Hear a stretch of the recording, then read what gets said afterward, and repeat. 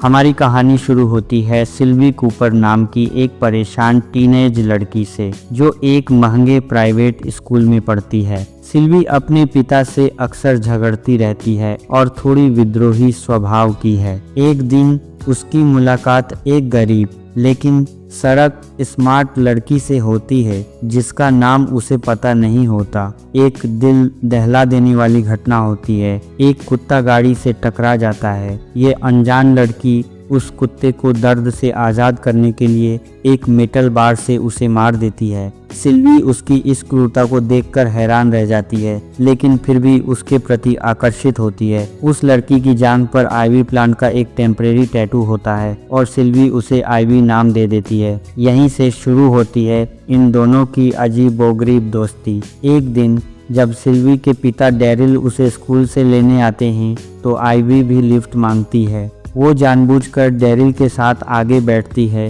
और अपनी टांगें क्रॉस करके फ्लर्ट करती है। सिल्वी बाद में आइवी को बताती है कि डैरिल उसके बायोलॉजिकल पिता नहीं हैं और उसने एक बार आत्महत्या की कोशिश भी की थी। कुछ दिनों बाद सिल्वी आइवी को अपने घर बुलाती है। आइवी बहुत चालाकी से सिल्वी की बीमार माँ जॉर्जी का दिल जीत लेती है। जल्द ही आइवी सिल्वी के घर में लगभग रहने ही लगती है। सिल्वी के माता पिता दोनों को आइवी की कंपनी पसंद आने लगती है। लड़कियां एक दूसरे के कपड़े शेयर करती हैं, सिल्वी के बेड पर सोती हैं। जॉर्जी भी अपनी बीमार हालत के बावजूद आइवी को अपने कुछ कपड़े देती है क्योंकि दोनों की फिगर मिलती जुलती है। लेकिन यहीं से आइवी के असली रंग दिखने शुरू होते हैं। आइवी में साइकोपैथी के लक्षण दिखने लगते हैं। वो लगातार डैरिल के साथ अनुचित तरीके से फ्लर्ट करती है और सिल्वी को मैनिपुलेट करके एक परमानेंट टैटू बनवाने के लिए मजबूर करती है।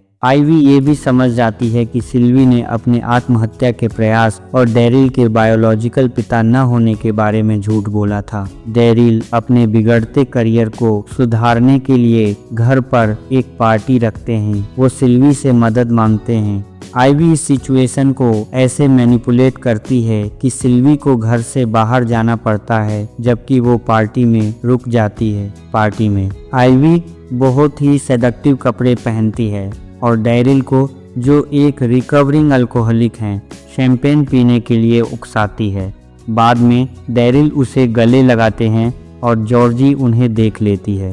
आइवी माफ़ी मांगती है, ये दावा करते हुए कि डैरिल तनाव में थे और वो बस उन्हें दिलासा दे रही थी। जॉर्जी उस पर विश्वास कर लेती है और नींद की गोलियों से भरी शैंपेन का एक गिलास पी लेती है और सो जाती है। आइवी फिर डैरिल को ओरल सेक्स के लिए उकसाती है। आइवी की अपने परिवार में बढ़ती दखलंदाजी से सिल्वी बहुत ज़्यादा चिढ़ जाती है। उसका गुस्सा तब चरम पर पहुंच जाता है जब उसका कुत्ता भी उसे छोड़कर आइवी को पसंद करने लगता है। सिल्वी गुस्से में घर से निकल जाती है और अकेली रहने के लिए स्कूल छोड़ देती है। डैरिल आइवी को पिकअप करते हैं और उन्हें जंगल में ले जाते हैं जहां वे शराब पीते हैं और सेक्स करते हैं। अगली सुबह जॉर्जी अपनी बालकनी में आती है। आइवी उसके पीछे आती है और बिना किसी चेतावनी के उसे बालकनी से धक्का दे देती है जिससे उसकी मौत हो जाती है। चूँकि जॉर्जी गंभीर रूप से बीमार थी और उसने पहले भी आत्महत्या की धमकी दी थी, इसलिए आइवी पर कोई शक नहीं करता। कुछ हफ्तों बाद आइवी सिल्वी को जॉर्जी की पुरानी स्पोर्ट्स कार में राइड पर जाने के लिए मना लेती है। जब सिल्वी को जॉर्जी की मौत में आइवी की संलिप्तता पर शक होता है तो आइवी कार क्रैश कर देती है और फिर बेहोश सिल्वी को ड्राइवर की सीट पर ले जाती है ताकि ऐसा लगे कि वो ही ड्राइव कर रही थी। अस्पताल में सिल्वी को अपनी मां के आने का भ्रम होता है और वो चुपके से घर लौट आती है।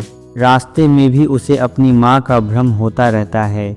अंदर पहुंचने पर वो डैरिल और आइवी को सेक्स करते हुए देखती है और डरकर भाग जाती है। आइवी अनजाने में ये बता देती है कि कार एक्सीडेंट के दौरान वो ही ड्राइव कर रही थी, जिससे डैरिल को एहसास होता है कि आइवी ने जो कुछ भी कहा है वह सब झूठ था। वो सिल्वी को ढूंढने निकल पड़ते हैं।